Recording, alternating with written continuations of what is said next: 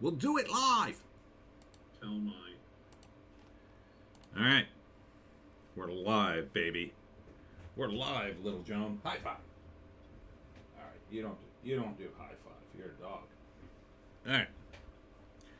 We'll chillax a little bit until everybody gets here. Oh, let me get my proper screen up. There we go.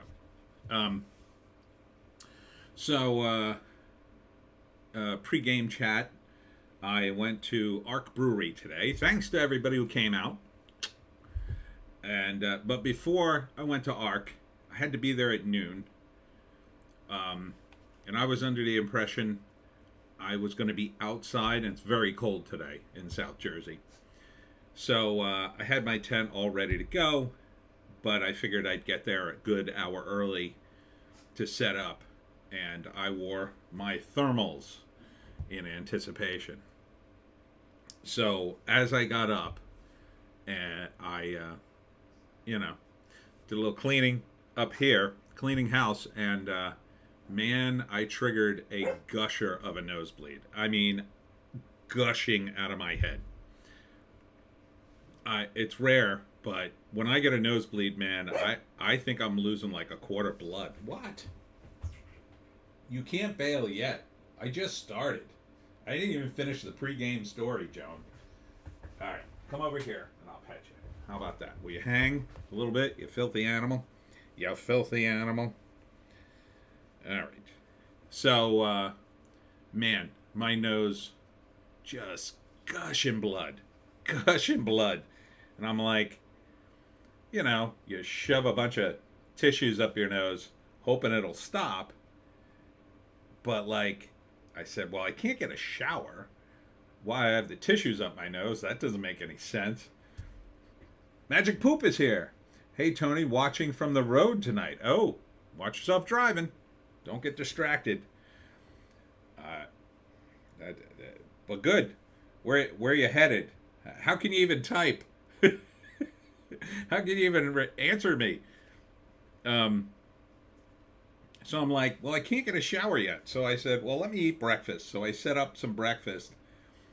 And I start eating, but like the tissue's like hanging out of my nose, and like I'm trying to drink, and then like the end of the tissue's going into the drink, and it's oh, JEC is here. Hi.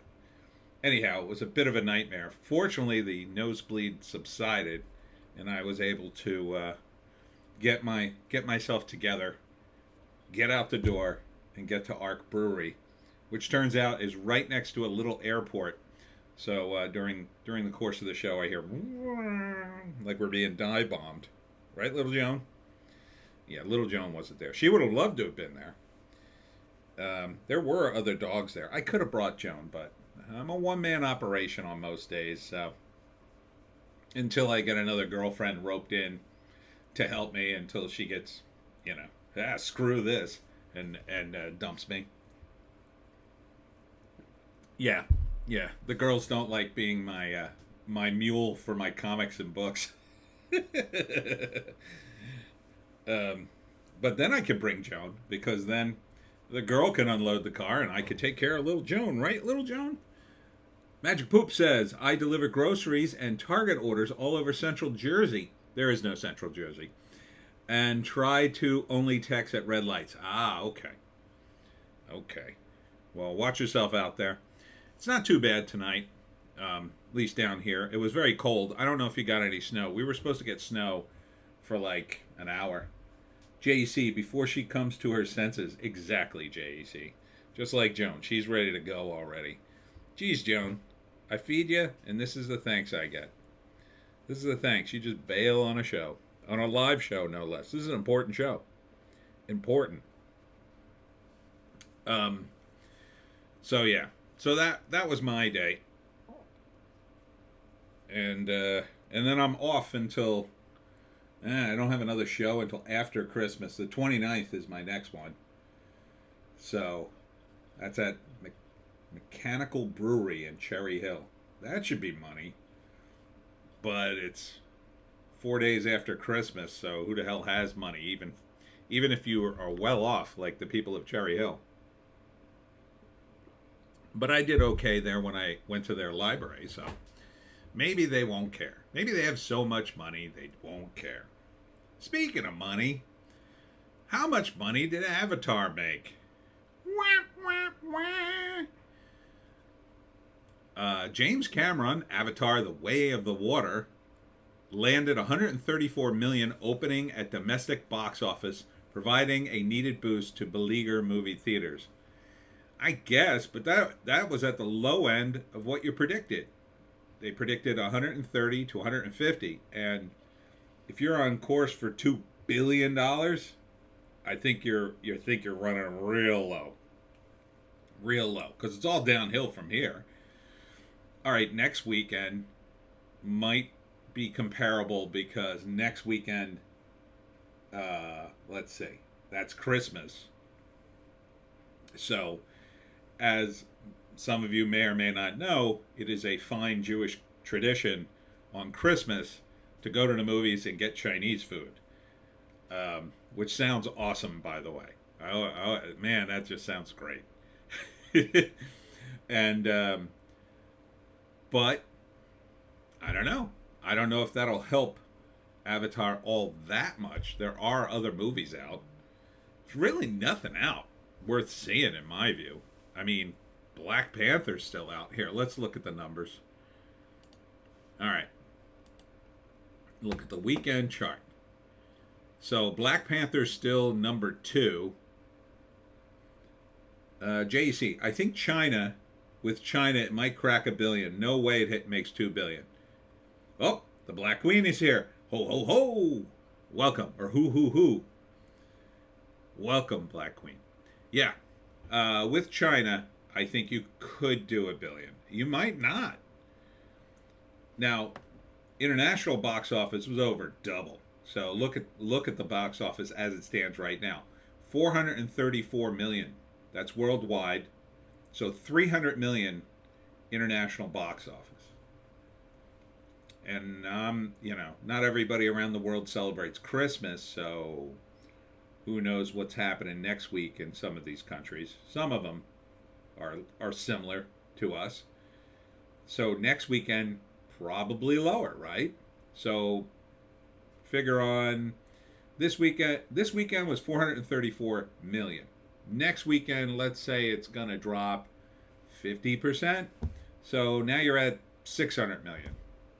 The weekend after is New Year's. Ain't no way people are going to the movies on New Year's. I mean, a few people might, kids might, but let's be generous and say it halves again. So that's 100 million. Now you're at 700 million. Next weekend, January, first weekend in January after New Year's, 50, if you're lucky, you do 50%. That's another 50 million to the pile. So now you're at 750 million. Now you're screwed. I think at that point you're screwed. You at that point you're not even going to make $1 billion. But China is not included in this. So China could beef up these numbers, push it over $1 billion. I'm predicting 1.3 to 1.5. But that's a pretty, that's a guess. I mean, that's a total guess on my part. So it's really hard to say because keep in mind, China was locked down again because of the pandemic. Now they backed off because people were protesting. But I don't know. Like, what kind of mood are people going to be in? Well, our government nearly killed us all. Let's go to the movies. Yeah, that sounds like a good idea. Yeah, we'll get our mind off our oppressive government. I don't know. All right, I may have to let Joan down. She seems like she really wants to get down. Do you want to get down? All right. Say bye to Joan. You want to get back in or not? All right. I have to do things. So, yeah, you're talking. I don't know. I don't know what China's going to do with this movie. Now, China, for those of you who don't know, is pretty racist. So because all the characters are alien on the cover, so that's kind of not an issue. JEC, China literally did a complete 180 on the zero COVID apparently, and now they're arresting people for wearing masks. Oh my God. Could they be any more Orwellian? I don't think so. Now Joan wants something. What do you want, Joan? Yeah, no, we're not going out right now. I got to do this. That's effed up. God. Imagine getting arrested for wearing a mask in China. Yeah, so the Chinese box office could kind of be a bust. You know, it could kind of not lift them out of this. So let's say, what if the Chinese box office only does, I don't know, like 100 million? They won't get over $1 billion. If this movie doesn't do at least $1 billion, it is a complete abject failure.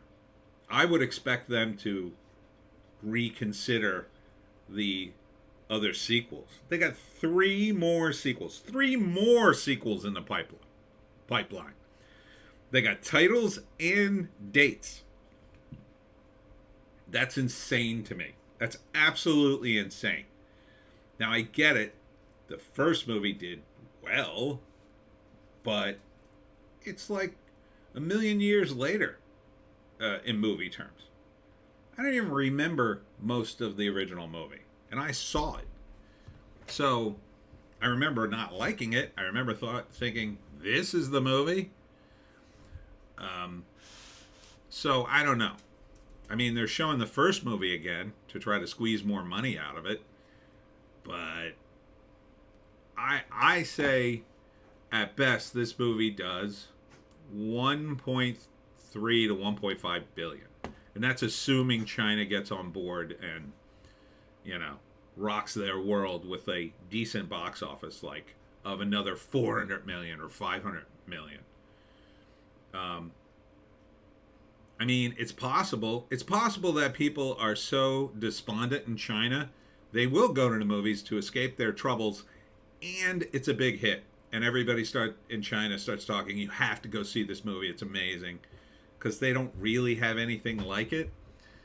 That's the weird thing about the international box office, because our movies are like, you know, light years ahead of most other countries. JC, I watched the first one with Riff Tracks.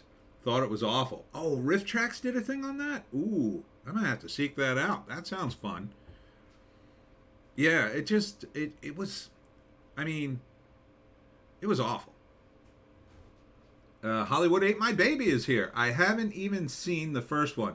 No interest at all. You're not missing anything. It is very derivative. There's almost not a single original idea in that first movie. There's really not. It is Dances with Smurfs, as South Park called it. It's the same plot, a very similar plot to Dances with Wolves. And it has aliens in it who are blue.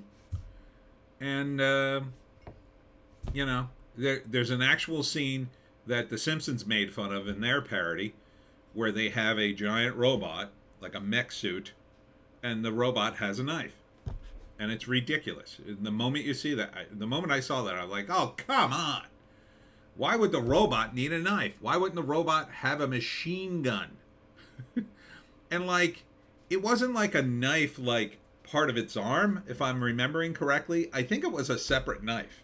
Like, a knife like, hey... like, which didn't make any sense either. Why wouldn't you attach the knife to the robot? Didn't make any sense. Of course, the dumbest part of the movie, I think, was the name of the mineral they were looking for, which was unobtainium. And that, to me, was just... that was unforgivable. That kind of laziness, I was like, what? Seriously? That's what they're going to call it? No, they should have called it... they would have called it something after... the planet's called Pandora. So they should have called it, like, Pandorium or something. Or, I don't know. They could have called it literally anything else. And that would have been better than unobtainium. And it just wasn't a good movie. I mean, it just has all these tropes in it. It looks good. You're watching the effects going, well, this looks cool, but it's like the effects. JC, didn't the robot pull the knife out of where its D was supposed to be? I don't remember. Maybe. If I'm remembering the scene correctly, I remember the robot does this. I think, because that's like a marine thing, and I think that's what they were going for. But it may have pulled it out of there. That's pretty hit you over the head with a symbolism. I don't know. I'd have to watch that scene again. It just, and it's a shame. It wasn't like the cast was bad. Although, what's her face was in it? What's her name? I want to say Rosario Dawson. That's who was in it, right? You know who I'm talking about. The hot lesbian girl. I can't think of. I think that was her. Yeah, and she, I don't know. She kind of like throws in with the aliens like way too easily, in my view. So the whole movie is just it suffers from the progressive politics that built it, you know? The idea of the noble savage myth. And I guess 2 is going to be a continuation of that. And it's like this weird thing on the left where people are like, well, if we just went back to this society, everything would be awesome. No, it wouldn't. Can you imagine living in a nomadic lifestyle with a tribe of your friends and family? Nah, I don't think people want to go back to that. I don't think people want to go back to agrarian lifestyle. I've had a taste of it. Not that I lived it, but my father did. And he would give me a taste of it once in a while. It sucks. Let me tell you something. Growing crops sucks. I mean, they didn't do that on Pandora. They weren't even that advanced. But, you know, it going back to that kind of society, it's not an easy life. People in this country used to have that life. They desperately wanted to be away from it. They spent their entire lives trying to build something better and industrialize so they wouldn't have to live by their crops, because you can have a bad season and you've got no food and everybody is, well, you know, if you don't have any savings, you're kind of effed.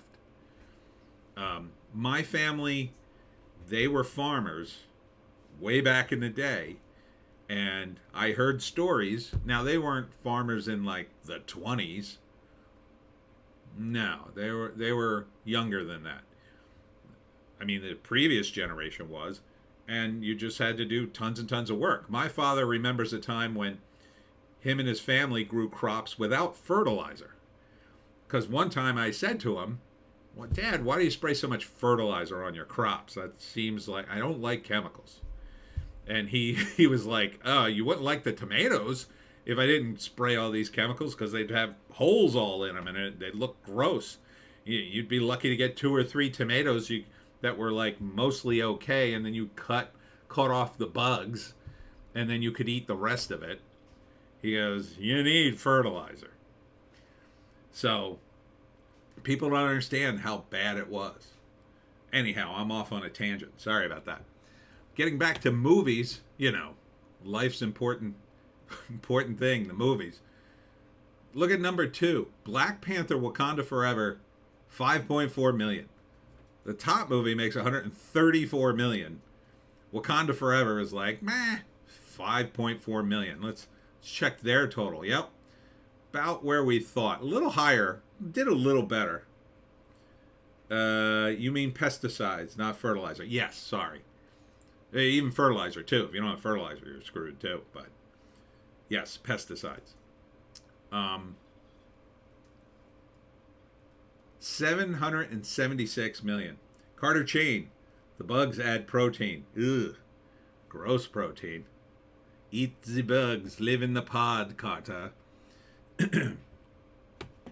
So this is done. I mean, Black Panther is done. Wakanda Forever, done. If this movie cost 850 billion, as some people estimated, oh, it's very done. It is very done. Because nobody wants to do Blu-ray or DVD anymore. Not really. And who the hell would want to own a Blu-ray of Black Panther? Wakanda Forever. I don't know. Not enough people saw this damn thing. Violent Night, still hanging in there. Now, this movie probably didn't cost a lot of money. 55 million worldwide. Is that money? I didn't see it. My guess would be yeah, maybe. I don't know. It probably didn't cost a lot to make. I mean, you only got David Harbour and John Leguizamo. They're not huge names. I mean, Arbor is kind of now. They're trying to make him a name. But I don't know. This movie probably cost 50 million. I mean, that's a small movie in Hollywood. 30 to 50 million.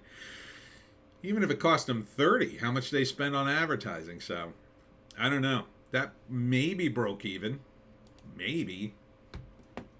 Strange World, this movie lost money. We all know this movie tanked. 56 million. That ain't money. JC at Carter. Chain thanks Klaus. Klaus von Schwab. Eat the bugs. Eat the bugs. Watch Strange World. Don't you want the diversity in your movies? No, we don't. I wonder how long. There's been this new trend in Variety and in Hollywood Reporter and Deadline where they talk about movies that came out and already kind of failed, about how good they were. No, they were good. Like, I just saw 2 articles yesterday talking about the scripts in one of the Star Wars movies that failed. I mean, it made money, but I consider it a failure. And then The Woman King. Like, oh, the script for The Woman King was good. Like, who the hell cares? They didn't, either they made that script or not. I mean, the one for Star Wars, they were saying the script was better. For The Woman King, I don't know why they had that article. It's like, that movie is so over. Woman King is done. And it didn't really do much. The Menu, still hanging in there. 60 million? Maybe. I mean, maybe that's money if it was a nice tight budget. It didn't look particularly expensive. Carter at JEC. If Klaus cuts me a good check, I will eat the bugs. He will. Be careful what you wish for.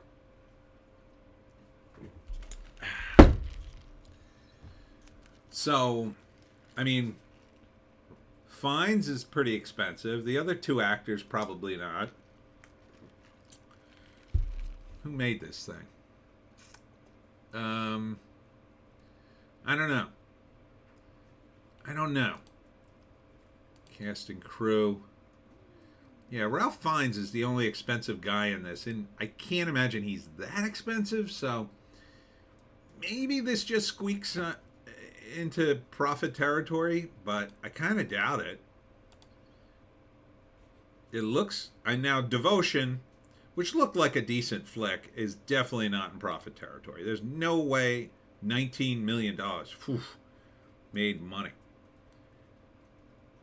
JC at Carter. Careful, Klaus, digital money expires if you don't spend it. There's no way this made money. Now, there's really no names in this except the guy from Top Gun, who's kind of a name, only because he was in Top Gun, but before that, I don't think he was a big name. And there had to be big effects. I got to think this lost them money. 19 million just sounds way too low. The Fabelmans. Now, this is in 955 theaters.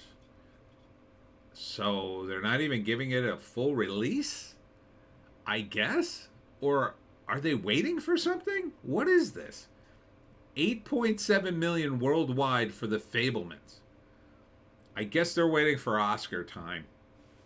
I guess the plan is they release the movie, give it a bunch of Oscars, and then say, go see The Fablemans. It won all these Oscars. That, I guess, is the plan. It's the only thing that makes sense to me. Otherwise, I mean, this movie cost an S ton of money to make. Oh, this has to be $100 million budget. It's, first off, it's Steven Spielberg. Name actors, pretty decent ones. It takes place in the 50s, so you got all the costuming and cars and everything else. There ain't no way this thing cost less than $100 million, in my view. So what are they going to do with this? What are they going to do with this movie? What are they going to do with Steven Spielberg? He made Woke Side Story. That movie didn't make any money. Yeah, boy, that does not look good. That does not look good. But does that even count as a release? I don't even know. 955 theaters? Why wouldn't you release this worldwide? I mean, if Strange World can get a wide release, why can't The Fablemans? I mean, what the hell else is out? Black Adam, still on the list. And people say this lost money. I think it probably is going to break even. Now I'm thinking a break-even situation. I mean, it's at $390 million. This is the kind of movie people will a few of them will buy DVDs and whatnot. It's apparently doing very well on rental, on iPhone, or what is it? Whatever the Apple store is, iTunes. So I don't think that's added into there though, but it's still in theaters. I heard The Bell, one of the Fathom events thing. See, even these things, these Fathom events, these religious things, I mean, $5 million's not a lot of money, but this thing probably cost less than $5 million to make, and there was probably zero advertising for it. I mean, comparatively, probably not zero, but probably made money. But see, to me, a movie like The Menu should have cost $5 million.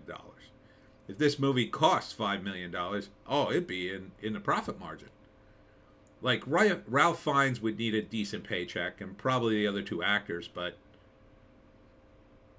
I mean, $10 million at most, I would say. It should be that movie, but I don't think these guys spend too much money. Elf. Oh, they re-released Elf. Let's look on the numbers of Elf. Elf worldwide did $224 million. Yeah, good. I mean, 2003, that was probably money. Because back in 2003, I would imagine this movie cost 20 years ago, basically, you're talking. 20 years ago. I'll ballpark it at about 40 million? Somewhere in there? Maybe? I mean, it had Bob Newhart, Will Ferrell, a couple other names. Will Ferrell was at the top of his game, so he wasn't cheap, but it was a comedy. I mean, probably didn't cost that much. Empire of Light, this movie. Now, it's in more theaters, but this was not going to do well. Oh, oof. Not even $500,000? Jesus. Oof, oof. JC, $5 million is only a couple of theaters. $5 million in only a couple of theaters, and all they're doing is streaming some live performances. Yeah. James Caan was an elf. Oh, right. I forgot. That's right. He was his dad. Because they both have curly hair. I think that was the thinking. Yeah, Empire of Light. I knew this movie wasn't going to do well, but Jesus. Like, this isn't even well for an independent movie. And clearly this cost some money. It looks like it cost a lot of money. I mean, it's really a nice looking movie. They have a tab here for full financials on the numbers, but it's never there. Um, Leading cast. Yeah, I mean, Olivia Colman is a pretty good actress, but I don't know. Sam Mendes directed this thing. Yeah, this is another, I think, self-indulgent movie because it's about movies. It's something Sam Mendes probably wanted to do for a long time, but the absolute wrong time to release it. I mean, maybe you could argue it would be a nice movie to go see during Christmas, but during the holidays or whatever, because I think it's kind of a nice positive movie. But who the hell wants to see a movie about movie theaters? Like other film guys, I'm sure, but the general public, I think, yeah, they're not quite as self-obsessed with movies as people in Hollywood. Spoiler alert, still hanging in there. Didn't do well. Yeah, 1.2 million. Poof. But this was gay rom-com, so I mean, it was based on a book. Again, it was like a more dignified version of Bros, but there's no way it cost less than 1.2 million. I mean, what's the name from Big Bang Theory's the star of it? I mean, he could have taken a pay cut to be in it, but it doesn't look like a movie that costs less than $1 million. It looks like a professional movie. I would say that. I mean, it probably didn't cost a lot of money. I would say it probably at least 5 to 10 million. But, jeez.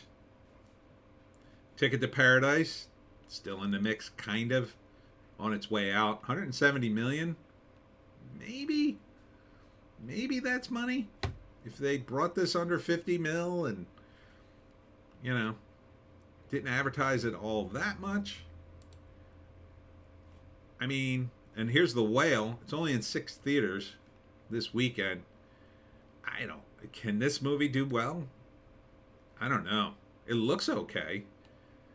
I mean, it looks sad. It looks very dramatic.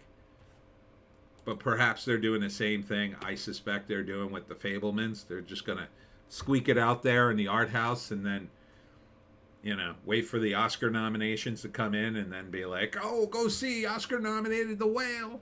And then re-release it in more theaters. I don't know. I just, part of the reason I don't think I'll go see this movie is because I do know heavyset people who have had health problems over the years, and to some extent it cuts a little close to home. I don't want to see a guy with medical problems, usually, in my movies. It's a little, too much of a reality. I mean, I think it'll be good, though. I mean, I think his performance looks very, very good. So, is there anything else worth talking about on this list? Whale looks depressing. What's it even about? Brendan Fraser being fat and pathetic? Kinda. The premise is he is a guy who works from home, obviously, and then he's trying to win back the affections of his daughter, and basically he's kind of dying throughout the movie, I think. Carter Chain, I like Brendan Fraser. I hope it does all right so he comes back. Yeah. It's a very sad looking movie, though. He's like trying to win the affections of his daughter back, and then I think he dies. That's my take on the movie. Maybe he lives. I don't know. But it doesn't look like it's about him losing weight. It looks like he gets worse if you watch the trailer. He goes from just being fat to being fat and wet and using oxygen and then going bald and then having trouble breathing, and it's just like, oof. Yeah, I kind of don't want to see that. Even though, yeah, I'm with you, Carter. I like Brendan Fraser. I'd like to see him do well, but I'd also like to see him in a movie, I don't know. As much as I thought Encino Man was a waste of celluloid, I'd like to see him in something funny. Or fun, at least. Who the hell wants to see a depressing movie? I guess there is a market for it. I mean, when I'm on Twitter promoting my book, there are a lot of women on that in the book sphere. on Twitter who are like, recommend a sad book. I want to be crying. So I guess there's a big market for women going to see dramas where they just cry their eyes out. I guess that's a thing. Is that a thing? I guess. I don't understand that. I guess women just love feeling things. So I guess women will go see the movie because they'll feel bad for Brendan Fraser and then cry when he dies at the end. And then they'll hand him a pile of Oscars. The Banshees of Inisherin, I really wanted to do well, but it's kind of just existing at 19 million. Yeah, it's probably not money. And that's about it. That's about it. Nobody wanted to open up against Avatar, The Way of the Water. JC, but they want romantic sad, not fat and pathetic sad. Well, you say that, but I don't know. I don't know if that's true. Do we have any Magic Poop? When does Cocaine Bear come out? Good question. Because I'm looking very forward to that. Next year. Sometime next year. Doesn't say. Oh, wait. Here it is. February 24th. Yes. I will be there. I'm going to be at the theater on February 24th. Bet your money on it. Because it's one of the few movies I'm looking forward to. This Cocaine Bear. Somebody in my comment section on YouTube were like, hey, I stumbled across your channel. I'm not a screenwriter, but it was weird that you came up and blah, blah, blah. And he's saying nice things. And then he goes, I'm not super versed in movies or whatever, but there's this stupid movie coming out called Cocaine Bear. Have you seen that? And then I was like, well, I have to tell you, I can't wait. Carter, Brendan Fraser would be a top 10 actor if his problems never happened. Yeah, I guess. I don't know. He's not that great. I mean, I don't know. He's a good actor. I think it's partly he just never really got the roles sometimes, too. Like, The Whale's good, I guess, but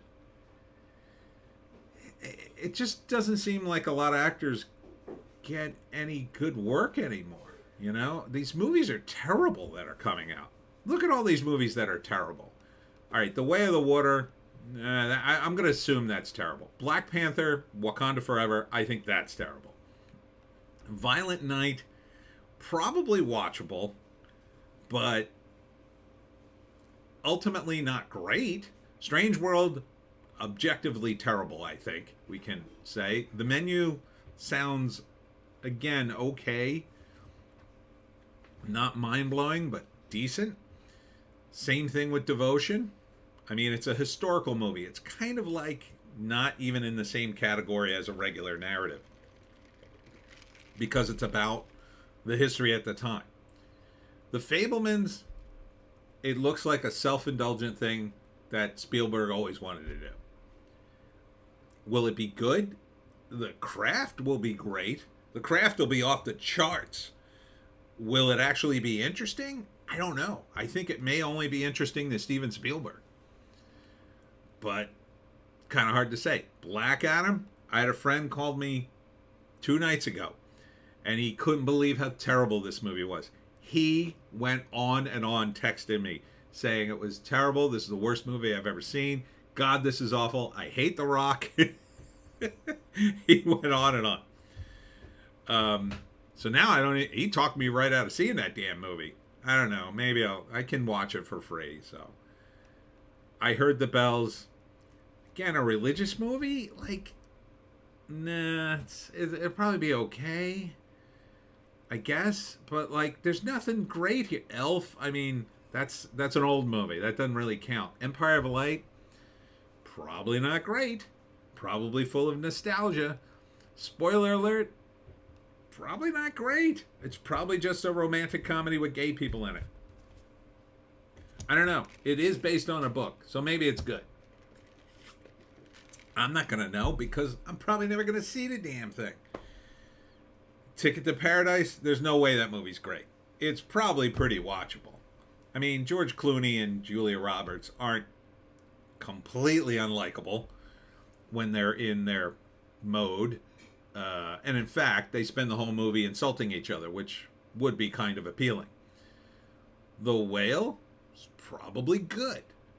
So, I mean, that's a long list of movies, and really, The Whale is the only one that might be an outlier, that might be really, really good, and there's no way it's going to get big play, and there should be like 8 of those movies out now. There should be way more movies out. There's just not enough people going to the damn movies. The box office is terrible. I mean, they're just getting creamed here. All these box offices that are under $1 million should be in the millions. At least down to the, I don't know, the first 10. I mean, look, the 10th movie is Elf. That's a re-release. It doesn't really count. But, like, figure the 10th movie is Empire Life. It's not even doing $1 million. Like, look at the one all the way at the bottom. Decibel. It did $2,000. $2,000. That's ridiculous.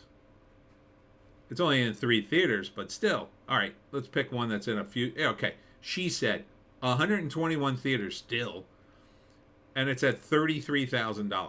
Like, why even bother? Did that even make did that even break even with the cost of sending the damn copy to the theater? I mean, did you even sell enough popcorn to cover the people who sweep it up afterwards? 33,000 in 121 theaters, an average of $273 a theater. $273. That is I think that's the lowest score on here. Yep. That's really the lowest movie per capita. She said, oh my God, that's awful. At least Decibel, like the per capita for 3 theaters, is 787. But I mean, these numbers should all be in the thousands. JEC, studios bet on streaming, put all their money into making shows instead of movies.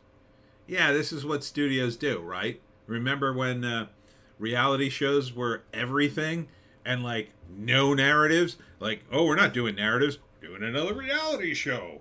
Here is, I don't know, cooking outside. And we're going to follow 2 families as they cook outside. It'll be crazy. Magic Poop. There's a lot of Wakanda merch still sitting on shelves at the store. Nothing Hollywood produces today is worth seeing. Pretty much. I mean, the only movies on here I would kind of like to see that I haven't seen, I kind of maybe would like to see The Whale if I could get myself in the mood for a very sad movie. And if I hear it's amazing. The Banshees of Inisherin I still want to see. Definitely on the top of my list. And maybe Tar. And that's about it, really. I might watch Black Adam, but I kind of got talked out of it. The Menu, maybe. Like, I have a bunch of film friends, like, if one of them called me up and said, oh, you got to see The Menu, it's pretty awesome. Maybe I'd watch it, but.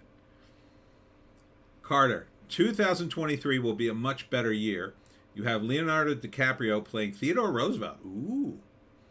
And Christopher Nolan's Oppenheimer. Yeah, that does sound slightly better, I guess. DiCaprio is a really good actor. He really is. There's just no getting around that.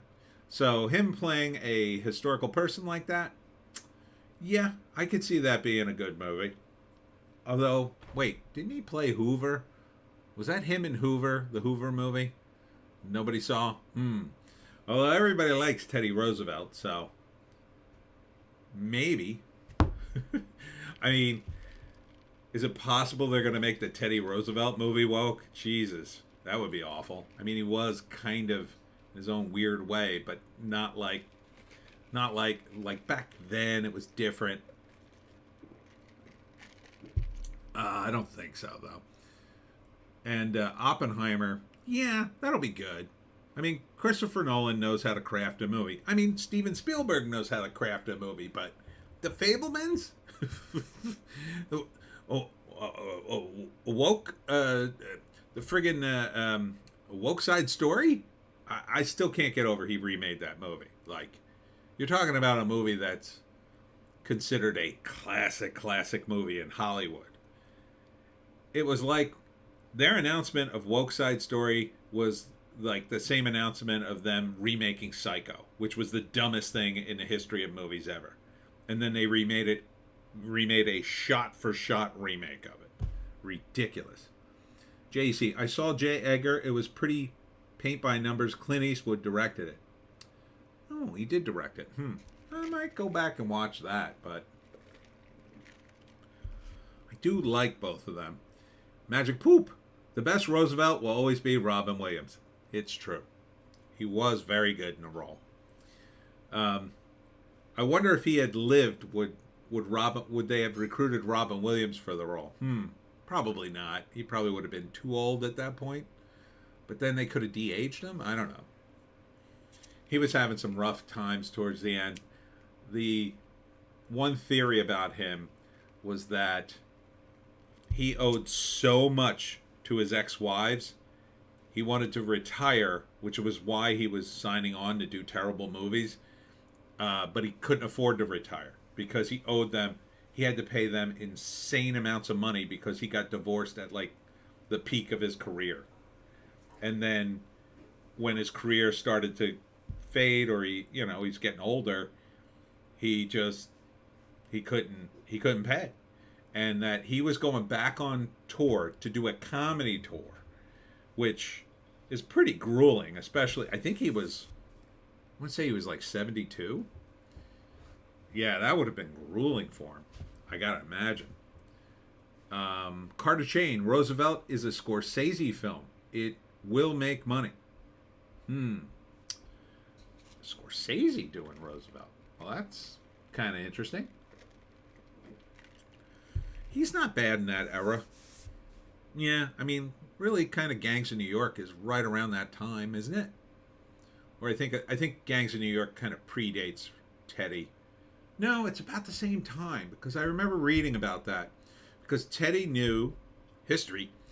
Teddy knew he was friends with the mayor of New York, and I think Teddy was he was something in New York. He had a position in the government there for a time, I think. Man, it's been a while since I read it. It was kind of interesting, though. He had a tie-in to the gangs because I was doing my research on Complete Mafia for D20, so I was reading about gang warfare at that time. And Teddy, I think he knew there was a guy who was Sicilian, and he was a New York City police detective, and he was one of the first guys to go after the mafia because he was Sicilian, and he understood how nobody at that time understood what the mafia even was. Like, for years, nobody understood because the mafia, and this is true, they were a secret society, very secret. So when you talk about like the early 19th century, JC, Teddy was probably alive at that time. Yeah, I think he was. The earliest 20th century, nobody here knew what the hell the mafia. If you said mafia in like 1900, people would have been, what?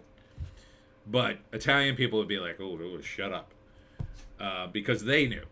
And they were called, at that time, the Mustache Pete's and the Black Hand. And they were pretty ruthless. This was before they made their money. They were called the Black Hand because they would take a piece of paper and put like a black handprint and just send that to you, and that would be your warning, like pay up or we're going to throw a stick of dynamite through your window. And they would. So, but there was this Italian cop who was famous in New York for fighting them. And he put a lot of guys away. But he was eventually killed by the mafia. But I believe Teddy knew him and helped him out for a time.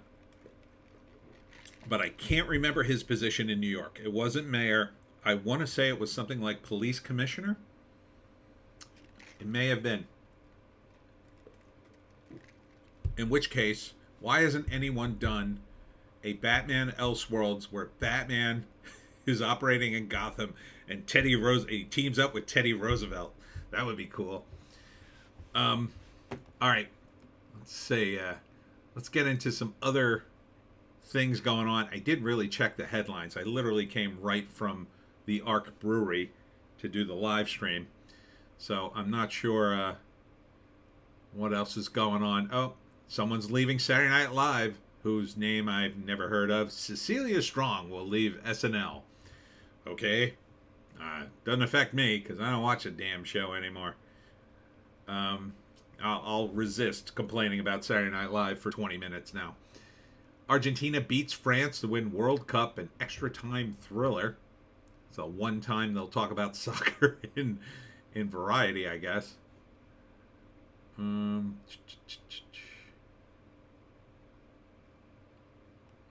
Is James Cameron's vision for the Avatar franchise a dream or a delusion?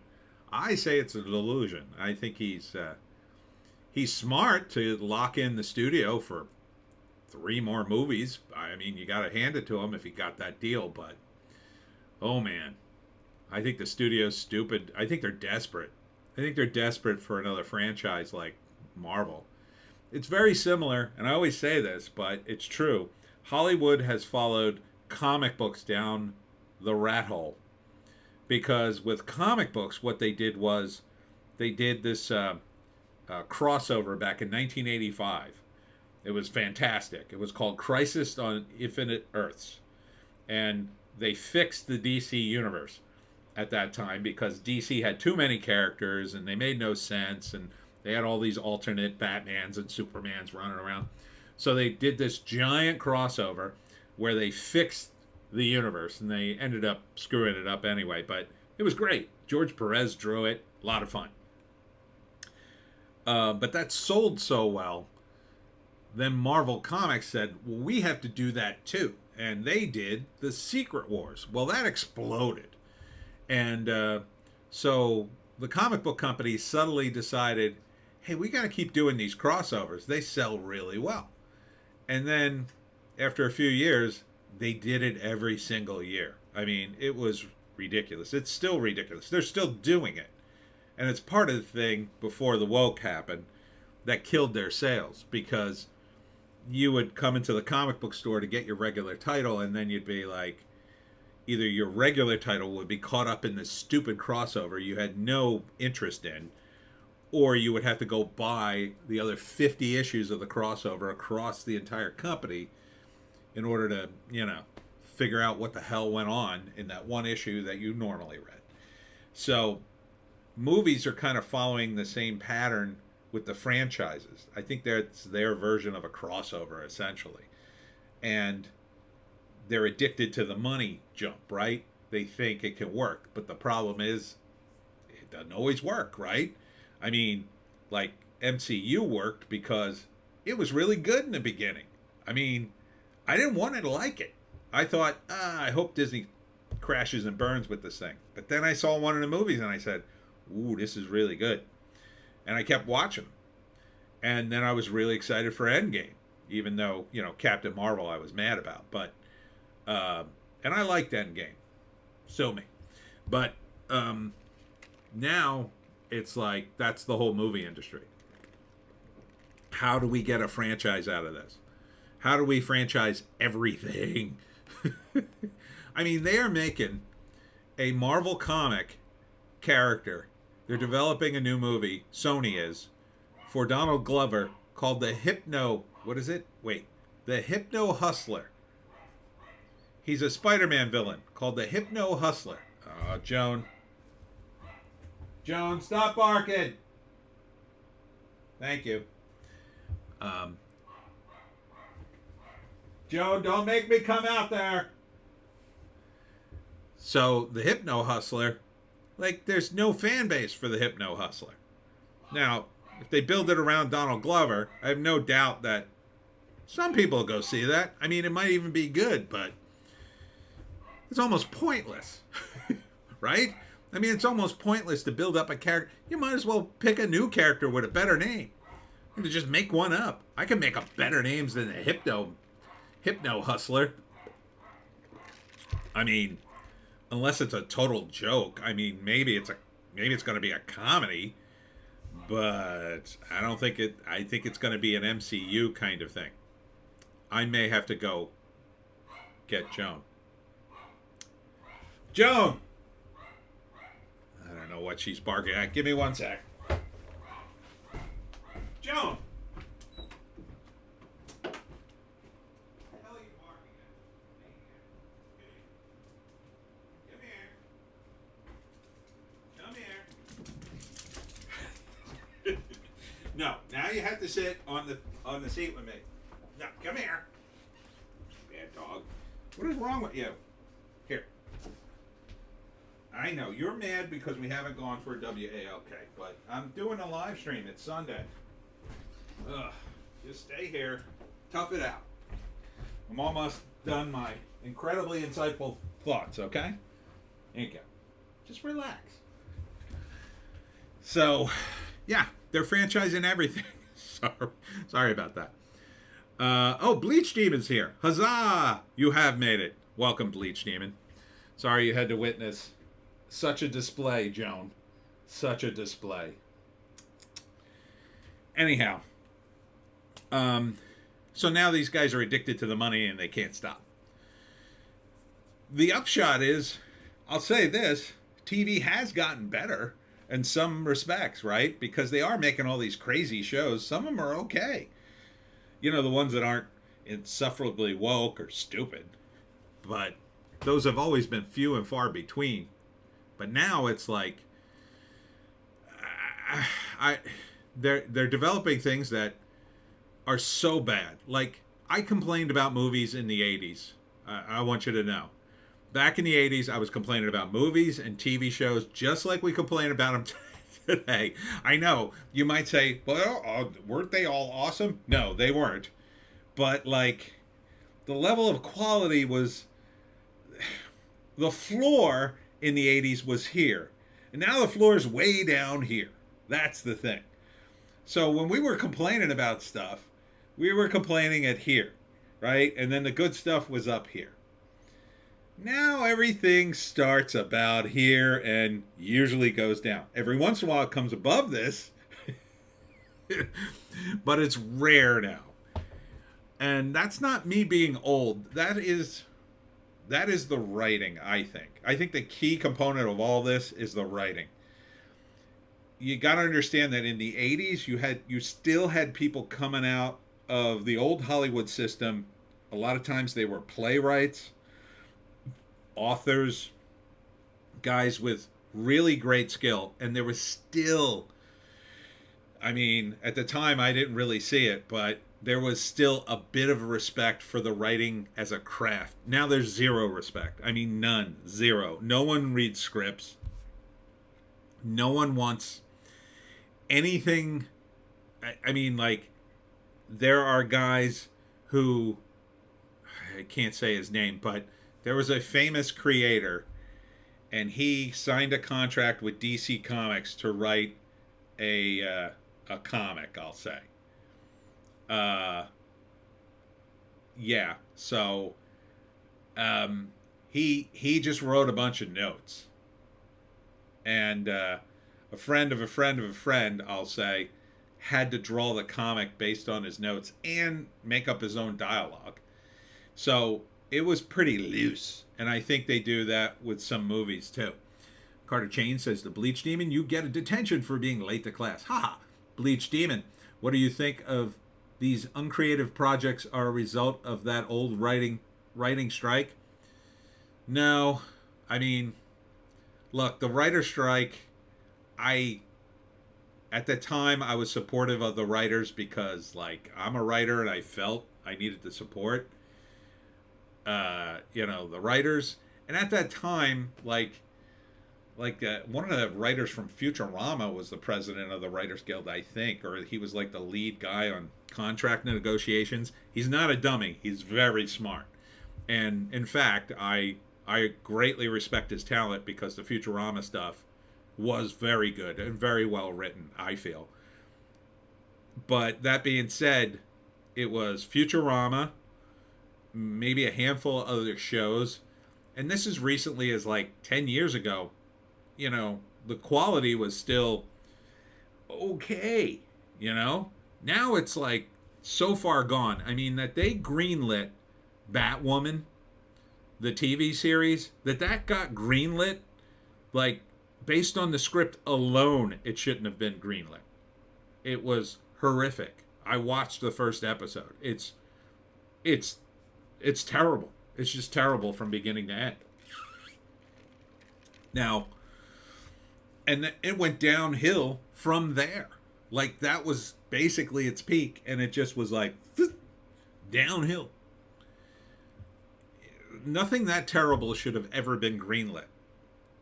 But then they greenlit other things that were just as terrible, if not more. You look at a show like Naomi. Like, there was no reason to greenlight this thing other than ideology, right? If you wanted a superhero character who was black and female, it's not much to make one up.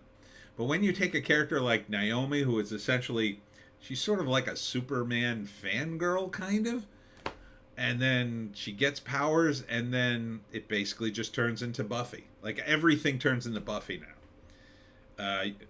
That's partly because of Josh Whedon, and that they're just following the formula that they think always works, which doesn't anymore. It just doesn't. Everybody's sick of that formula. It's been beaten to death, and they're still doing it. I mean, they've launched like 2 or 3 more shows that are pretty much just like Buffy the Vampire Slayer. I think Wednesday is very similar to Buffy the Vampire Slayer now, because it's about a bunch of creepy characters in a creepy situation, and they're going to kind of solve mysteries, and there'll be all these reveals and mystery boxes and blah, blah, blah. So it's very manipulative as opposed to just being kind of spontaneous. Like, there's a difference between doing those mystery boxes to specifically get you to watch and doing a bunch of things that then turn into a mystery box later, right? Because if you don't intend for something to be a mystery box, and then later, 3 episodes later, you reveal, oh yeah, remember that thing in episode 3? That turned out to be important. Like, that works a lot better. Because when you're putting in the mystery box, like, you can see them in Wednesday. I can anyway. Like, oh, here's the mystery box. That's going to be a thing. Oh, here's another one. That's going to be a thing. You keep watching. Like, that's the way they fed that. Especially in one of the last shots in Wednesday, when they show you the sheriff of the town. Like, he's got a big, beautiful mind room with like a map and pictures and string going from things to thing, and I'm just like, I mean, that's pretty blatant, as opposed to just doing a good show, and then when you write the second episode going, okay, what was in the first episode that we can then build upon? That to me is a better process.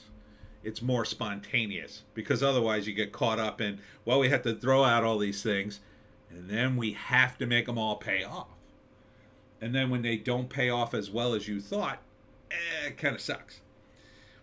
Whereas if you do it more spontaneously, if you never even refer back to one of those things that could have been a mystery box, it doesn't matter, because it was just a spontaneous thing that was organically in the first few episodes. And then maybe you do it in season 2, and then people go, wow, that was from season 1.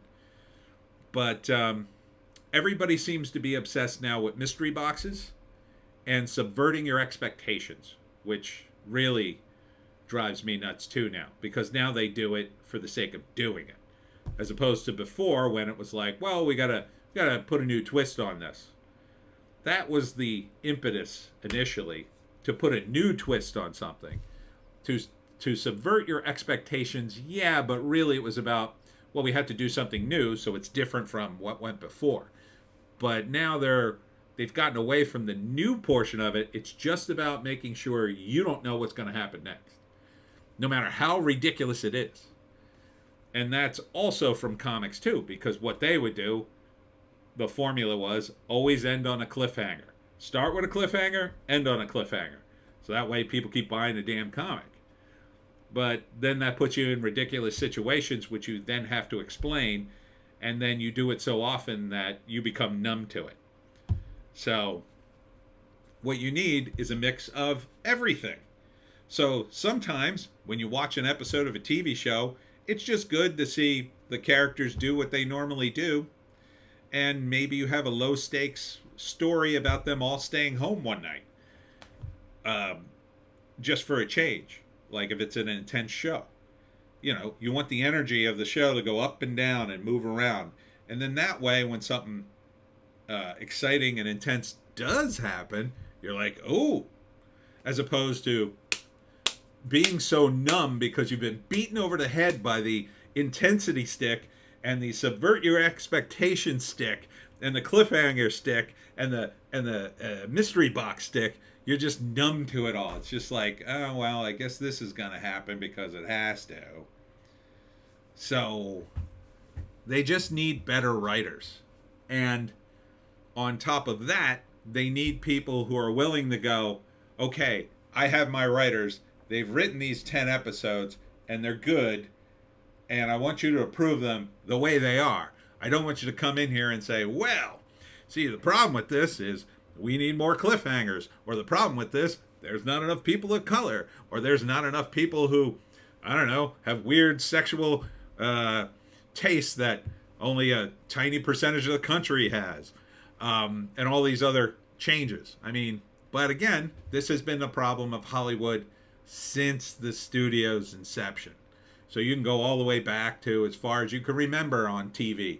I mean, The Simpsons did a great parody of studio execs, and like Terminator 2.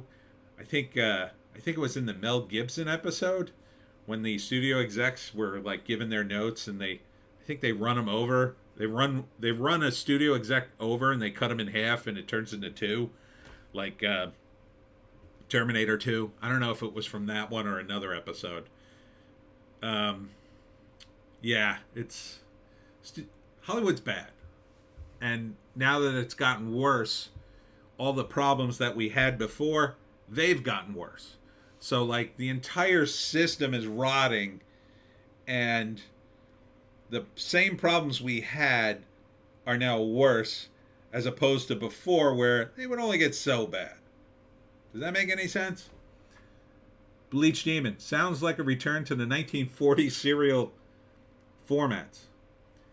Yeah, kind of. I mean, I wish they would return to that. Because if you return to, like, the old serials or the old TV shows, they had a great thing where the show ended, right? You had a beginning, middle, and end, and it just ends. And that's a whole episode, and you're done.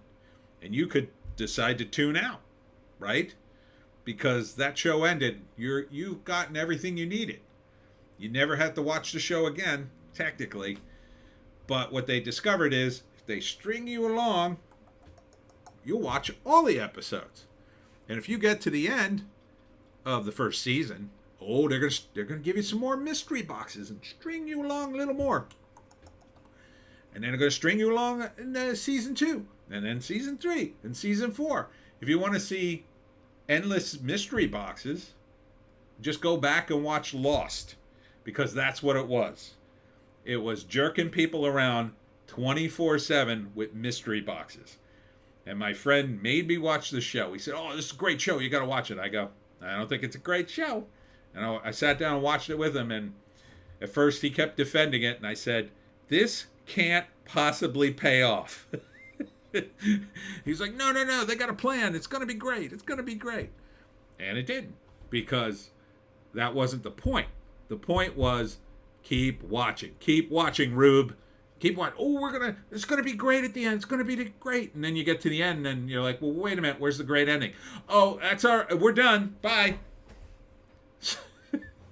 So it's like you got lured inside to a carnival. Oh, there's going to be tigers and all this stuff. Really? Yeah. Cotton candy. It'll rain from the sky. You'll love it. Come in. And you pay your money and you get down and you sit down and you're watching the show. And it's not very good, and you go, I might leave. No, buy some more tickets. Stay here. And then eventually the show ends, and like you realize the tent has been folded up and everyone's gone. Hollywood ate my baby. I find that there is a lack of authenticity in modern entertainment. That would be a good way of categorizing it too. There is a very inauthentic. This is why I think Seinfeld was very good, because there was an authenticity to the show in that Jerry and Larry David had both lived it, and they're both very funny. But they had also lived it, so those little touches really helped drive that show forward in such a great way. Carter Chain, the X-Files did the same thing. Yeah, and you'll notice the X-Files, I think, were a victim of this. Like in the beginning, it was much like Tales from the Crypt.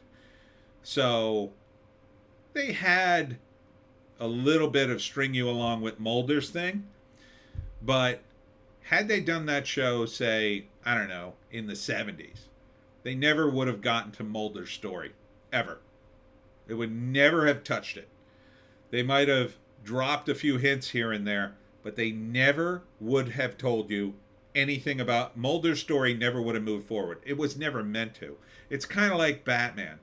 Batman is never supposed to catch the guy who killed his parents, because once he catches the guy who kills his parents, the story's over. Once Mulder finds his sister, the story's over. So the beginning of the X-Files is so great because most of the episodes are kind of self-contained to a good deal. It's kind of like Tales from the Crypt. It's like, here's a creepy thing. Here's another creepy thing. Here's a totally unrelated creepy thing. And then once in a while they'd be like, oh, well, let's talk about all the creepy things we hunted over the last 10 episodes. And then they'd go back. But yeah, it became a victim of its own success, number one. And then it all became about these personal stories about Mulder and Scully and the various people they worked for and the cigarette man. I don't want to see any of that. Not the personal stories. Not for that. That's not a personal story show, in my view. It should have been, at all times, about the supernatural or whatever. But there's a driving force when you have a successful show. The actors start pushing for things. And what actors want to do is do more personal stuff, where they get to act and they get to do different things because they're actors. And I can understand and respect that. But ultimately, that's going to destroy the show if it goes too personal. I think the same thing happened to The Sopranos. I always talk about this. The Sopranos started out similarly. It was about mafia stuff. It was almost a comedy, really, but it was about mafia stuff first. They were kind of self-contained episodes. Yeah, things passed through, but, you know, mostly it was because the actress who played Tony's mother died, but it also became too self-important. And you had actors, you know, you had Junior singing in one episode, and I was just like, I didn't really want to see this. I want to see Junior do mob stuff. I don't want to see Junior sing. But that's the actors. The actors pushed for that. And he had an opportunity because after the mother died, they were desperate to figure out what the hell the focus of that show was. And they never quite found its groove again, in my view. They needed to replace the mother with either recast her, which would have been the easiest solution, or I think they could have made Janice the new version of the mother. I think she could have fell into that role because her character was sort of headed down that path anyway, but it didn't happen. So, and you have all these forces on a TV show with the actors pulling and pulling and pulling. That's why, you know, if they ever do a show based on the Pineys, my rule will be, besides the fact that I want to be in it, my rule will be you have to follow the books as they are written.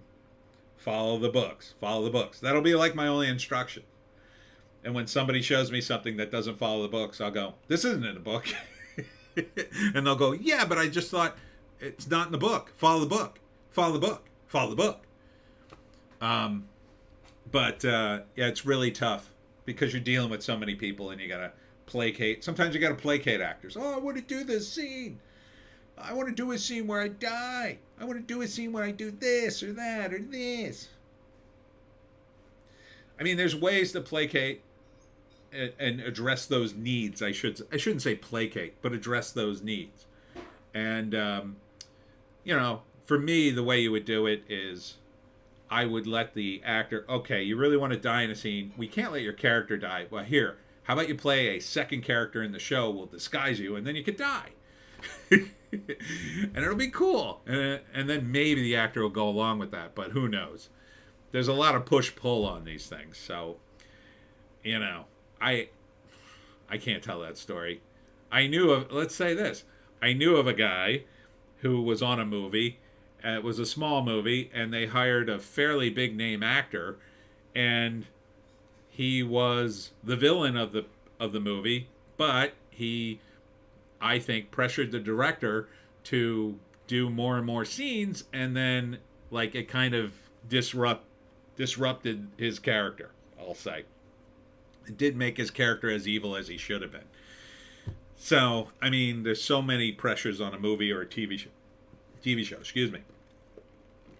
All right. Let's check more trades before we start to wrap up here. Most of this is probably going to be the same. Oh, you got this Helen Mirren and Harrison Ford in Yellowstone 1923. I don't know. I'm not going to say it because it's on Paramount Plus, and I'm kind of mad at Harrison Ford. But I don't know. Maybe it'll be good. Maybe. I don't know. It's cool to see him back in a Western, but he was in Cowboys and Aliens, so take that for what it is. Steven Spielberg says he truly regrets Jaws' impact on shark population. Okay. I love how these guys now come out and apologize for things that they did. I don't know. When was Jaws? God, that was in the 70s. That's almost 50 years ago. Is there any reason for Spielberg to come out now and apologize for Jaws, like a really good movie?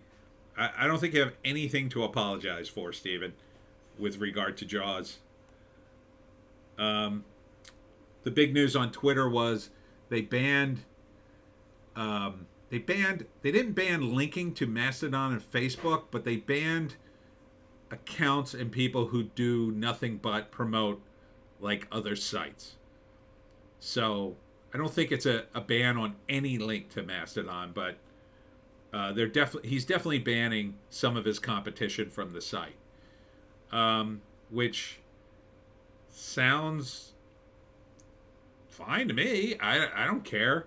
I mean, who cares about Mastodon, really? If you have a site and all it does is drag you to a different site, yeah, I could see why you'd want to ban that. In fact, I thought when I started pushing people to come over to Bitchute, Odysee, and Rumble, YouTube would like ban me or flag me. Maybe they have. I don't know.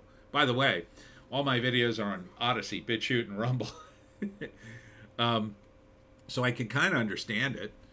But, you know, if it's a problem, I don't think it's a real problem on Twitter, though. I mean, the people going to Mastodon, they could keep advertising on Twitter. Who cares? I think maybe it's because they're worried Trump will come back and then say, "Oh, everybody come to Truth Social. That's where I've got my, where all my stuff comes out." I think all Trump really needs to do with regard to Twitter is, I think 24 hours after he tweets on Truth Social, his tweet should appear on Twitter. Like, it'll be a day old, but, you know, people will be like, "Oh, okay." And then eventually they'll go, if I really want to get the scoop, I'll go to Truth Social. So, but I don't know. He doesn't want to do that. He's probably contractually obligated to never go on Twitter. See, here it is. Donald Glover to star in, produce Spider-Man movie based on villain Hypno Hustler. I mean, it's so insane. So nuts. Do they have a picture of the Hypno Hustler? Yeah, look at him. Look at the Hypno Hustler with a guitar and a giant fro. I hope he plays it that way. Then I'd go see this movie. I'd be first in line if he plays it like '70s hypno hustler, sure, but he won't. I don't think he will. Oh, that'd be funny as hell if he had a giant fro, and started rocking '70s street slang. Oh, that'd be hilarious. Sweet Christmas. Um, that was Power Man's exclamation. Sweet Christmas. Over at Deadline, let's see. Paradigm shift puts Amazon behind a Netflix smash, and renewal talks begin. Yeah, I guess Wednesday is doing really well. It's okay. I mean, again, I think it's like Buffy. I think it's too ensemble cast. I think they could have I would have gone in a different direction, but people are liking it. I'm not going to fault you for liking something. Oh, wait. Here's Avatar opens to 435 million global with China lower. Oh, okay. So that is with China. That is with China. Uh-oh. Uh-oh, Spaghetti-O. Yeah, that's the number. Ooh, that's not good. Ooh, that is not good at all. That is horrific then. I think I have to adjust my rate. I think this might barely make $1 billion then. If that's with China, well, the math I did earlier, it's probably going to clock in about 800 billion. Like, it's probably going to be about where Wakanda Forever is. Now, maybe next weekend I'll save it because it's Christmas. I don't know. But, oh, that's bad. They got to be scrambling. I wonder if they're going to cut any of the sequels or if they'll try to cut the money from them. That would be the smart thing. Just make James Cameron work with, I don't know, $20 million. There's no way he can make that movie for $20 million now. And then, as you know, I'm following what's happening at CNN. CNN's Chris Licht. So much of what passes for news is name-calling, half-truths, and desperation. This is the guy who runs CNN now, saying this. This is the guy who kept Don Lemon.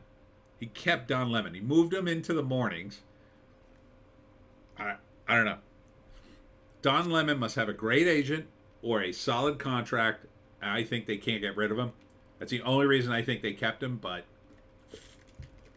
maybe they like him. Maybe they just don't want to be accused of racism if he leaves, or homophobia because he's also gay. I don't know. I think he's terrible. I think he's part of the problem.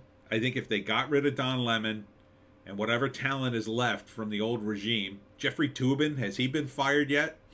Then maybe you could start to rebuild, but as long as you got Don Lemon, it's basically the same damn network, in my view. Oh, God. Uh-oh. Billy Joel postpones Madison Square Garden show, cites lingering viral infection. And that's about all I can say about that. I'm having some very sad discussions on Twitter about certain medical procedures.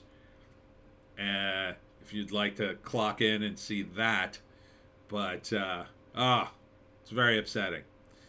And, yeah, he's up there, Billy Joel. I'm a big fan. I bought all his albums when albums were a thing. I think I have almost every Billy Joel album up until maybe like, I think I stopped right before Uptown Girl. And he put out a lot of albums. A lot. I don't think I had the really early stuff, though. I had a friend who was a bigger fan than me. He had everything. He had Root Beer Rag. That's an old Billy Joel song.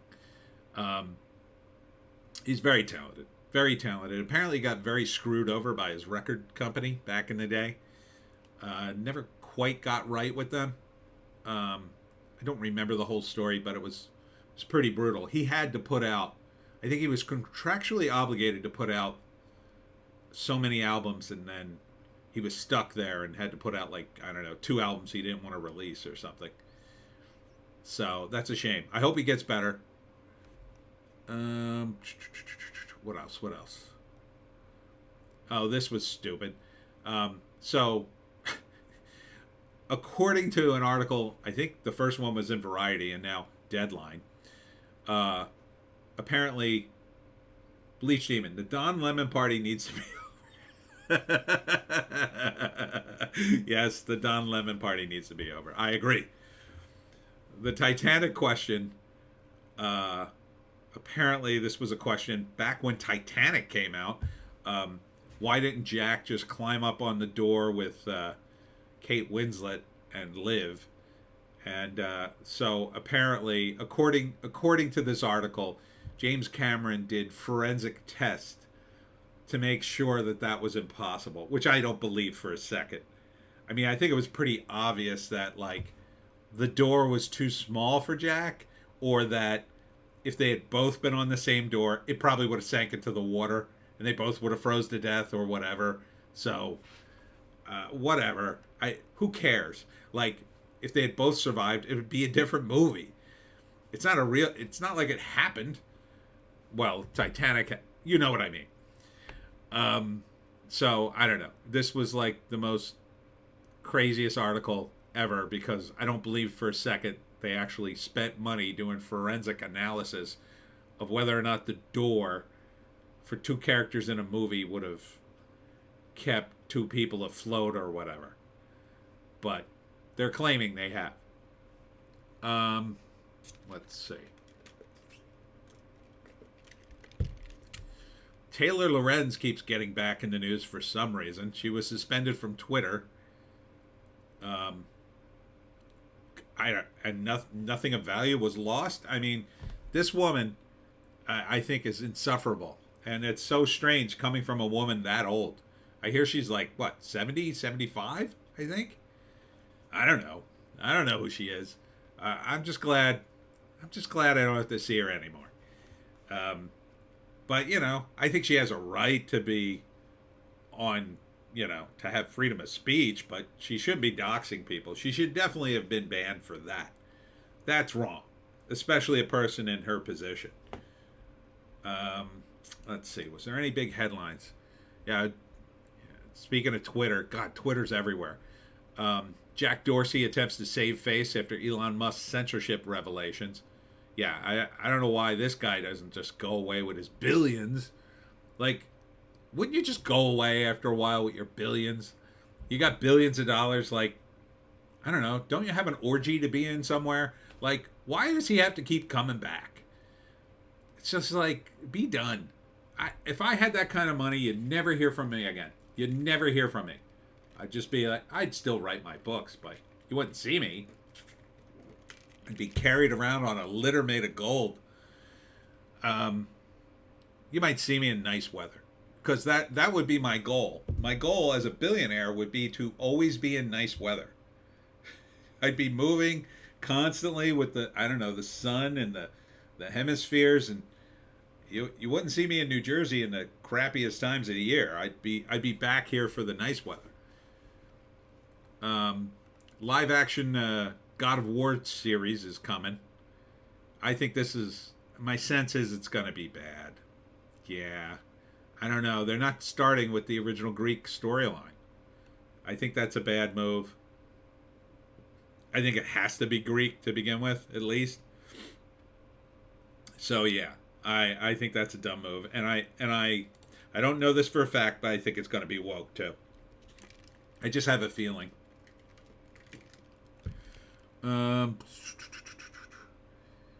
Alleged Star Wars toy insider claims Baby Yoda sales in decline. Star Wars merchandise no longer considered cream of the crop.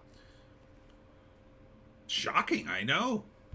Who would have known that decades of beating you over the head with, here, buy this action figure, would finally peter out, and we would finally go, you know what? I don't think I need Star Wars stuff in my life. I think it's stupid anyway. I mean, when I was a kid, I wanted to buy action figures because I actually wanted to, like, sit around and go, pew, pew, pew.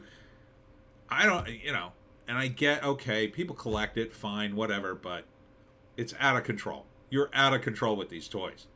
I used to, back in the day, in the 90s, I was doing Jersey Devil, and some of my artists would buy action figures, and I'd be like, shaking my head, going, what are you wasting your money? Why are you buying this? Like, what are you gonna do with this? Oh, I'm gonna display it, and I'd just be like, okay, like, I don't know. Maybe it's because I've always been broke. I've never had that extra money to go, ooh, I'm gonna build a wall of action figures. I don't know if I would if I had that money. The only thing I collect is Jersey Devil stuff, and that's pretty esoteric, and it's pretty rare. But I don't know. I just don't get it. Like, my stuff is at least not corporate. It's also corporate too. I feel like you're collecting toys is like collecting, I don't know, McDonald's toys. Like, it's so corporate. There's so many of them. I mean, it'd be different if they're like hand carved, and that would be cool. Carter Chain, speaking of video game movies, did you see Henry Cavill Warhammer 40K news? Yes, I did. And I think, on the one hand, it's great because I think, you know, he has a real love for the medium. And I think he's established that. Like, he seems to know the material of stuff he's in. I don't know if it was so much that with Superman, but certainly with The Witcher. So I suspect he's a very big 40K nut, and that he loves this. That's number one. The other positive is even the guys at Warhammer have acknowledged there are no women in the Space Marines, which is good because, you know, you saw what happened to Halo, right? The Halo TV show. Oof.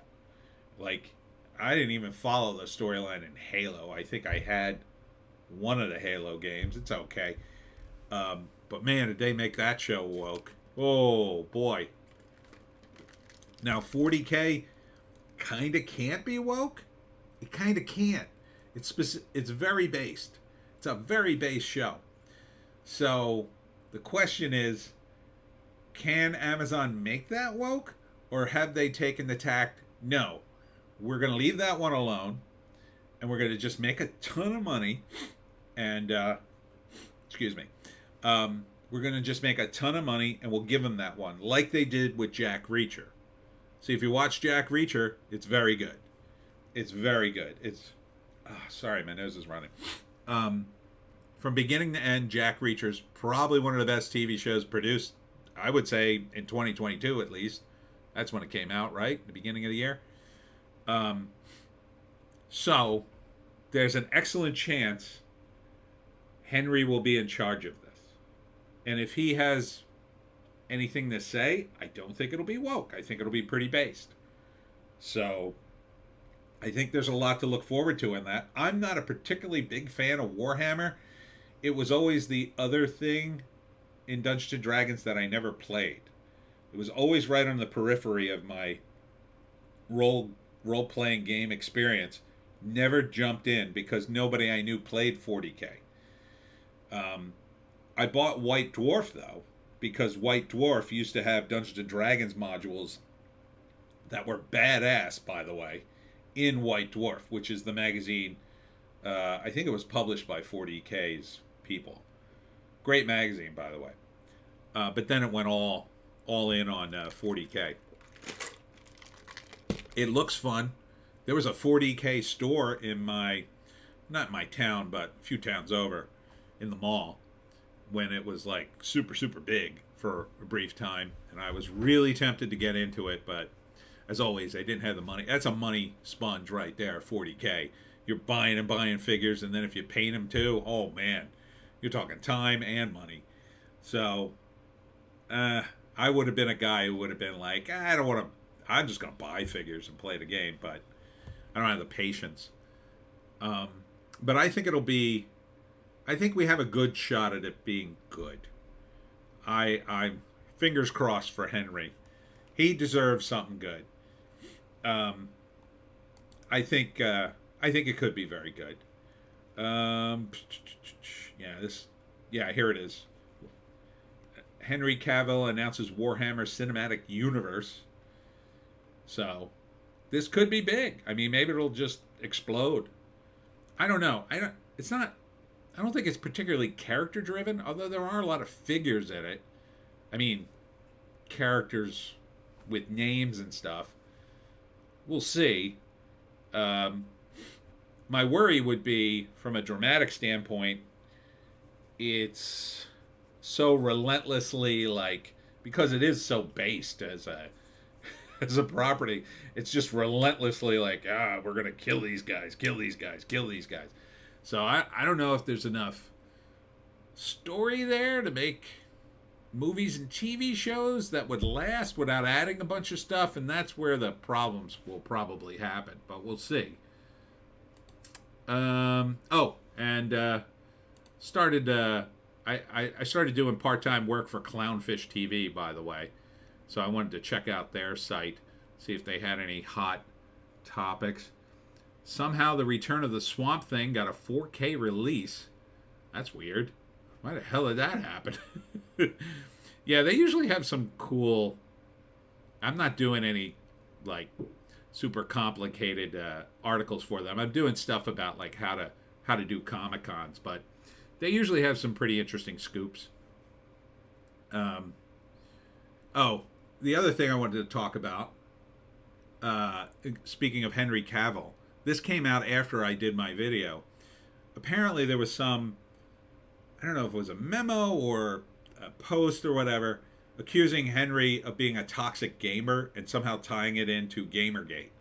And the story was something like, Henry wanted changes to The Witcher, because he was a big fan of the books and the game, and then he and one of the other writers were also big gamers and fans of the books and the games, and they were fighting with the rest of the writing staff on The Witcher about where the show was going. And of course, for those of you who watched The Witcher, I didn't watch it, but what I heard from the nerds at Nerdrotic was that it was going kind of woke. It hadn't quite, like, The Witcher was marginalized on his own show, essentially. He was in it, but he wasn't in it enough, which was weird. That was my first red flag, like, I'm not going to watch this show. It's called The Witcher, and The Witcher's barely in it? What the hell kind of show is that? It's like, didn't they do the same thing with, like, Moon Knight, right? Like, the Moon Knight's hardly in it. So that, to me, is a huge red flag, that all they're doing is teeing up The Witcher to hand it off to, the Wittress. and let the girl characters, be a girl boss in the Witcher world. Oh, and that Witcher, he was terrible, but I'm here. So yeah, the fact that they tied this into Gamergate, I think, is a huge sign that they probably were just desperate to smear him on the way out. But it's also true that actors do want things, as I said earlier. So it may be that he's being a diva. I don't think so. He doesn't come off that way to me. But I mean, you have to draw the line somewhere. If you're the main character of the show, you're the lead, and they marginalize the character on the show that's the lead, I can understand why he would be upset by that. I mean, look, you go all the way back to the original Star Trek. Everybody resented William Shatner because he was always fighting for screen time with the other leads of the show, being Nimoy and Forrest Kelly, Bones and Spock. So, and then the other guys, the second tier on the original Star Trek, those guys hated Shatner because they were constantly getting their scenes cut because Shatner wanted more screen time, or Nimoy wanted more screen time, or Forrest Kelly wanted more screen time. I mean, that's just the way it is when you're an actor and you're in one of these shows. It's kind of a dog-eat-dog world in Hollywood. What do you want from me? But, yeah, at some point, someone has to draw the line. That's why you need a creator. Like Gene Roddenberry was able to do that in the old Star Trek. And you have to have someone who decides what's best from the show. I think one of the major problems with Hollywood, and I think we'll wrap on this concept, is you have people who, mostly women, sorry ladies, try to please everybody, and you can't. The only people you should be worried about pleasing is the fans, and even them you have to draw a line, and you can't give them everything they want either. You have to kind of know what you're doing. You have to give them enough. You have to give the people on the set enough. There's a balance to achieve there, and if you don't achieve that balance, if you go completely to the fans will dare you to destroy the show, and it'll completely unravel. If you listen to nothing but the studio, they'll give you notes until you're ready to kill yourself, and then their notes make no sense anyway. They're all about selling more merchandise or whatever. And if you take notes from HR, the people who want diversity, equity, and inclusion, well, you get what we get now, these terrible woke shows that nobody wants. Oh, but you did the right thing. The people who said that, they're just a bunch of trolls and racists and Trump supporters. You don't want to be like them, do you? That's what we're trapped in now. We're trapped in this bizarre world where HR gets to determine who the hell's in a show, who the hell gets to touch who in a scene, and they want to micromanage everything. Not because it's good for the show, but because it's good for them. Because they're kings or queens of the set. Now you can't do the damn movie without permission from HR. You'll have to wait for my notes.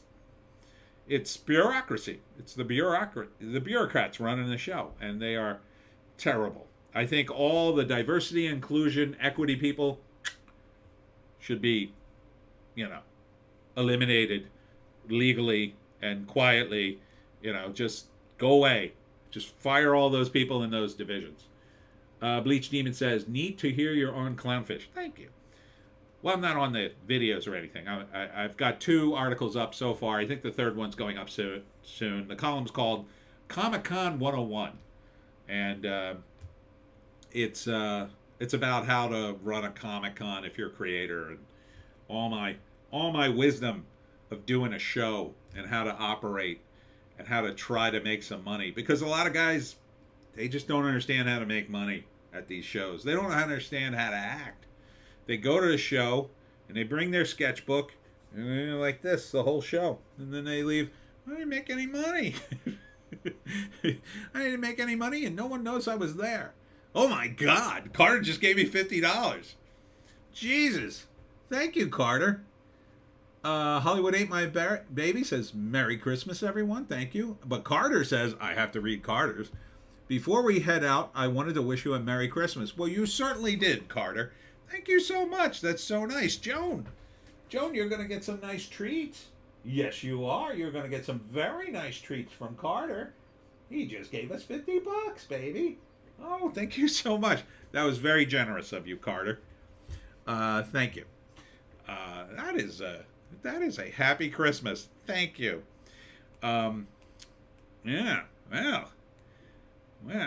If only we could get thousands of people on this stream and I could be like Sticks and Hammer. Man, I watch Sticks and Hammer stream and it's just flying by, right? He's just got thousands of people in there, boy. Whoo! It's nuts in there. I don't know how he does it, quite frankly.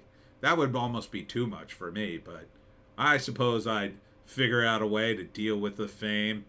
Bleach Demon at Carter, proud of you, son. Oh, that's you are my new favorite, Carter. I'm sorry, everyone. I have to do this. You're my new favorite, Carter. Thank you. All right. Well, anything left to say, Carter? And now every time I do the stream, I'll be like, Carter, how are you? Everybody else will be, hey, what about us? No, that's a nice thing to do. Because although I had a great time at Arc Brewery, I didn't make all that much money. So you saved the day, Carter. You actually saved my day. So that's funny. That is so funny. It's weird. Like I wrote in the Pineys, the character of Hemingway, the running gag in the book is he has incredible luck and things just fall into place for him. And sometimes that happens to me, and because I base that off of myself, and so that felt like a very Hemingway moment there. Like, I didn't make a lot of money today. I was driving home thinking, oh man, I'm gonna need some money today. And then like magic, it just rains from the sky. So thank you. And on that happy note, Merry Christmas, everybody. I hope you guys have something to do on Christmas. What's next week? Oh, next week is Christmas. Yeah, will I do a live stream on Christmas? I don't know. I don't know where I'm going to be on Christmas. I might. You guys shouldn't be watching it, though. when could we do the live stream next week then? I don't know. I have to figure something out. Maybe we do it Monday? Does Monday make sense? Are people off? Oh man. I don't know. I'll figure it out this week. But thanks for tuning in this week. Thanks for being nice. And thank you, Carter, once again for making my day. Joan and I are out of here, and we'll see you next time.